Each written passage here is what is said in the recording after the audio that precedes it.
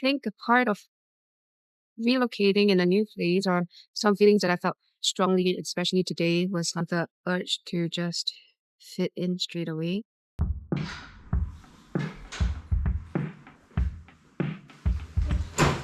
Welcome to my new room. Nothing sounds more liberating like a blank slate. I'll admit, I might be just a little addicted to the feeling of starting over, where one has the freedom to redefine your routine. You get to choose who you surround yourself with and embrace new ways of living without the weight of past expectations. Eating out today? Let's go! You want this to be the start of something beautiful. New adventures, new people, a new sense of belonging. But before all these beautiful things of moving abroad, let's talk about how do you actually settle down? What are some steps that you can take to get there?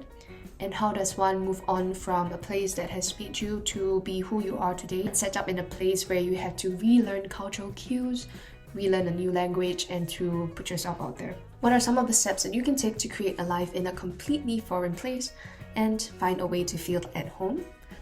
Let's break it down. Today we're going to talk about all the things that you have to do when you move to a new place or a new country, and I will bring you along with me as I move to my permanent residence from an Airbnb, run errands and administrative tasks, and also set up my new room in Germany. I will also share my concerns and things that I struggled with through the process, and the little things that I find can make one feel a little thrown off, even if they're just very small things. Of course, I will also share how I got through and dealt with these challenges, and ultimately, I just want to share and speak about the process and experience of relocating to a new city or new country and all the emotions that come along with it. Well, if you're watching this, then I am assuming that you are drawn to the idea of moving abroad and experimenting with living in a new city or country. Hi guys, my name is Elsa. If you're new here, welcome. Towards the end of 2022, I made the decision to leave behind the familiar comforts of home to pursue a life of adventure and slow travel. That means that in the past 3 years, I've negotiated for remote work arrangements with my company, left my corporate job as a landscape architect, and conjured up a whole plan to relocate. I've been using my savings to fund my dream, and along the way experienced the highs, challenges, and the immense freedom that comes with slow traveling and living mid-term in multiple countries. Some of you might be here because you're also thinking about making a major shift in your life, maybe transitioning to a nomadic slow travel lifestyle, or simply wondering what it would be like to walk a less conventional path. If you're contemplating whether to take that leap, or just looking for stories and tips from someone who's been through it, then this channel is for you. I get it, it's a tough decision because the process isn't just one that happens overnight. It's one of questioning, researching, and looking for options. The motivation of this channel is the hope to inspire you to embrace your own path, dare to live differently, and find fulfillment in your unique journey. Through sharing stories of my thoughts, feelings, and experiences as I go through this search for a full-time travel lifestyle. I'm so glad and thankful that you're part of this community.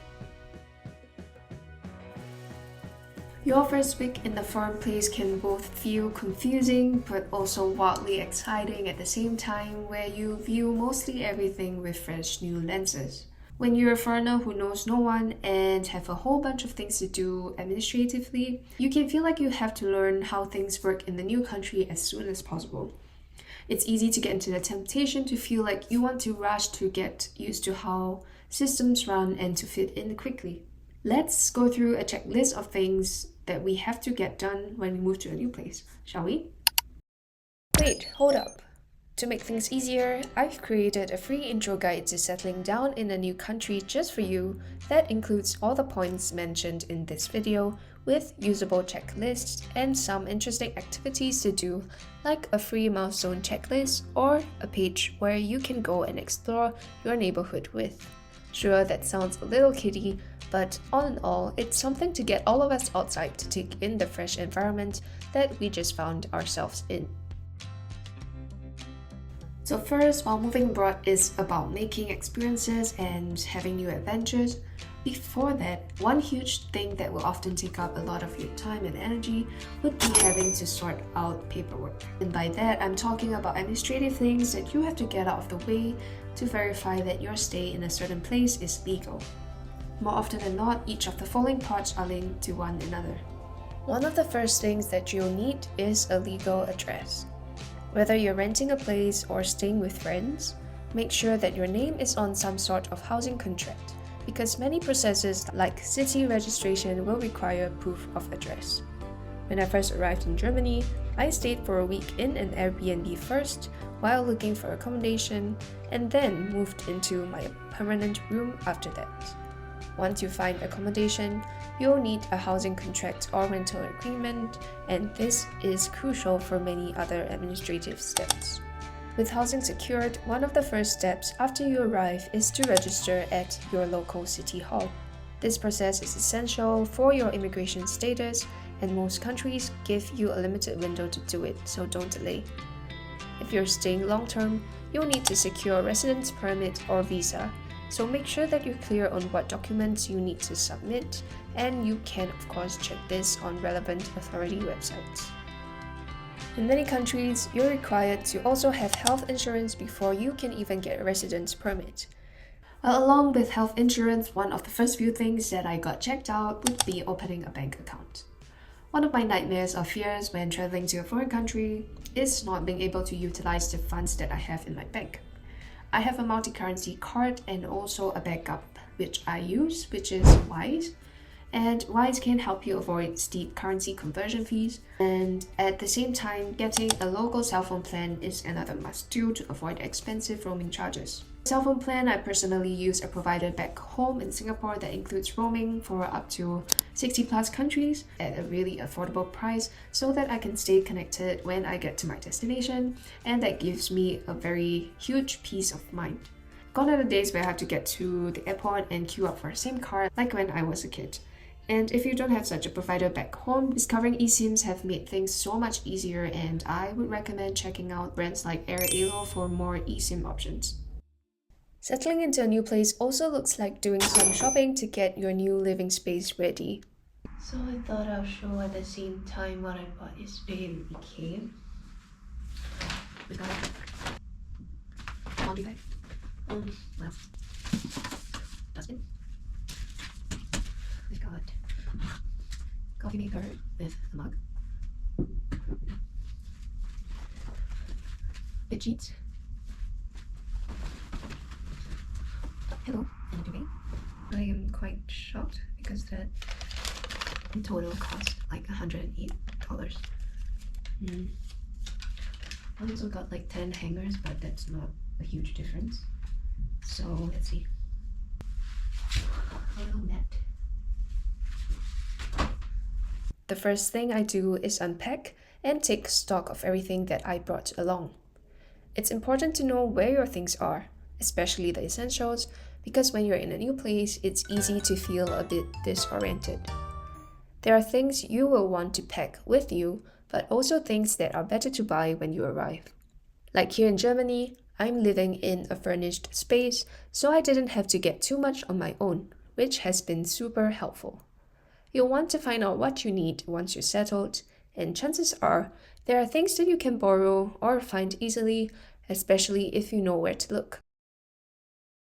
In the transition phase, getting the essentials is key. I try to achieve a decent sense of normalcy. As you can see, my room is still in quite a mess, but hey, I've got a bed with a duvet and a pillow, and also got some basics in my Wi-Fi setup. Making sure that you have a clean space to come back to and rest has a profound impact on freeing up your mental space. Here in Germany, you can also find great deals through thrifting or even free items through Verschenken, which is people giving away things for free. And that's something that I really love about Germany, as people are mindful of not throwing things away that are still in somewhat usable conditions. Most of my clothes ever since I've been moving around are thrifted, and there are even things like Tauschen parties in Germany, which are events where you can bring your old clothes to donate in exchange for new pieces. As someone who moves around quite frequently, Setting up my room always reminds me that I don't need so much to be content and allows me to reevaluate what is important to me or not.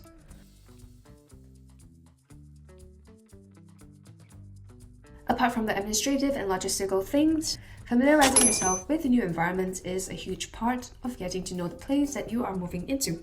Noticing the differences in culture, language, and how things get done around here might be something that you are not used to as compared to your home country, and to be honest, these are some things that can throw you off a little bit at first. But still, I encourage you to get outside to discover your new neighborhood and the things around you. Take in every sight and smell and listen to the sounds around you, and also pick up on the language and the accents that you hear. It starts slowly, almost without you realizing it. At first, everything feels new, overwhelming even. The streets, the language, the way that people move through their day. But one day, you'll walk out of your door and something will feel familiar. You begin to recognize the rhythm of the life around you. Also, there is something about knowing where to go without thinking about it. The first few times, you'll check your phone a dozen times just to make sure that you're heading in the right direction. But slowly, you'll stop relying on maps and you know the next stop, the best seat on the bus, how long it takes to get from point A to point B. These patterns are what brings order to the chaos of a new place, but first, you have to do it for the first time. With each passing day, you start to create your own version of this new place, and it's no longer just a city, it's a place where you live and where you belong. It's not about knowing everything right away, but about the quiet moments that build over time, weaving themselves into your experience. And before you know it, what once felt foreign becomes your new normal, and you have formed a mental map of the place in your mind.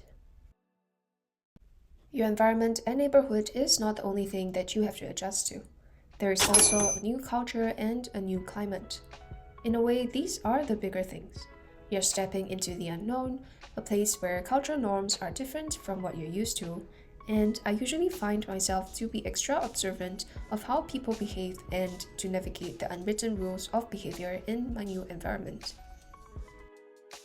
Also, adjusting to a new language can be daunting, and it's normal to feel anxious about whether people will understand you or if you're pronouncing things correctly. But it's also important to remember that learning the language is a tool. It not only makes your life easier, but also bridges the gap between you and the community. Then there's also food. You are exposed to different ingredients at the grocery store, and local stores are not open 24/7 like they are back home. And of course, the weather. When I first moved here, I had a little training of how to dress in colder climates, whether it's layering up for the cold or learning how to constantly be prepared for a switch of the weather. Adjusting to the weather in your new country can take time, especially in trying to find the right clothes. Each day, I assure you that you will learn more about how to adapt to the seasons and the weather trends, and it makes me proud every time someone tells me, "Hey, you look like you've lived here for quite a while," based on how I was dressed, prepared for the weather with my proper warm clothes, my rain jacket, and waterproof pants. When you take these steps to settle down into a new place, you'll meet 3 key needs that will make your transition smoother and your new home more comfortable. First, there are your biological and safety need, the need for food, for shelter, warmth, and security. Ensuring these basics are covered helps you to feel more stable and secure in your new environment. Next is cultivating a sense of familiarity, getting used to the local culture, the neighborhood they are in, the transport system, and even the taste of water. And as you adapt, homesickness eases a little bit and your confidence is bound to grow. I'll say that these are 3 big things that you have to set yourself up for and to get yourself accustomed to that will help you get through the first few weeks of settling in the new place. After that, things will begin to feel a bit easier and you can start crafting a space that feels like home and a space where you feel like you truly belong. Starting over abroad is never easy, but it's filled with opportunities for growth, connection, and new experiences. In those tough first weeks, remember to stay open to the journey and embrace the ups and downs. And most importantly, give yourself time. The first few weeks are just the beginning, and for me, I would say it takes on average about 6 to 7 months to really feel like I've leveled up and settled into a new city or place. Be gentle and patient with yourself and know that you've got what you need to get through the tough times and that you have yet to experience all the wonderful breakthroughs. You're resourceful and brave enough, and remember that moving abroad is a chance to reinvent and reconnect. One step, one habit, and one community at a time. As much as settling down can be a huge task, much work comes before the move abroad and deciding to take your leap of faith. What truly keeps you grounded is your why, the motivation that sparked your move in the first place. Something that can help you remember why you did this in the first place and figuring out your why is something that you can come back to when things get rough. Are you ready to confront your honest voice and to figure out your motivation?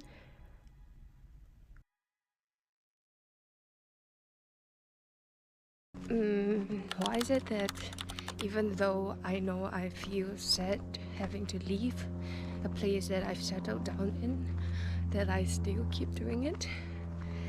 I think at the end of the day, it's this thing about, if I decide to stick with that feeling to stay because of my emotions, I will stay, but